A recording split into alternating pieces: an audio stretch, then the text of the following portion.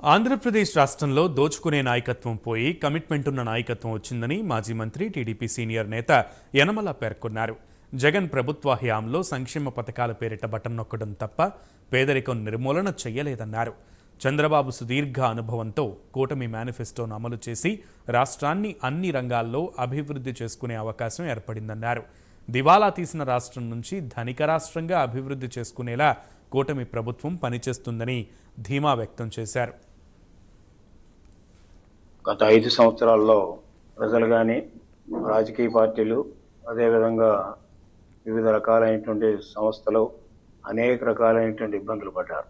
5 సంవత్సరాల యొక్క రాక్షస పాలనలో అనేక ఇబ్బందులకి గురయ్యారు. ఇప్పుడు ప్రజల యొక్క దీవెనతోటి ప్రభుత్వం మారడమే కాకుండా ప్రజలందరూ కోరుకున్నది ఒక మార్పు రావాలని. మార్పు అంటే గత 5 సంవత్సరాల్లో జరిగినటువంటి అకృత్యాల నుంచి, దౌర్జన్యాల నుంచి ఒక సుపరిపాలన రావాలనేటువంటి ప్రజలు కోరుకుని మార్పు తీసుకొచ్చారు.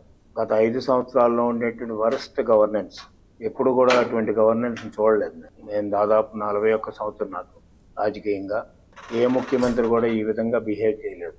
సరే, ఆ విధంగా ఒక విధ్వంసకరమైనటువంటి పాలన ప్రవేశపెట్టాడు కాబట్టి అతను కూడా రాజకీయంగా విధ్వంసం అవటానికి ప్రజలు మార్పు కోరుకున్నారు, కొత్త ప్రభుత్వాన్ని తీసుకొచ్చారు.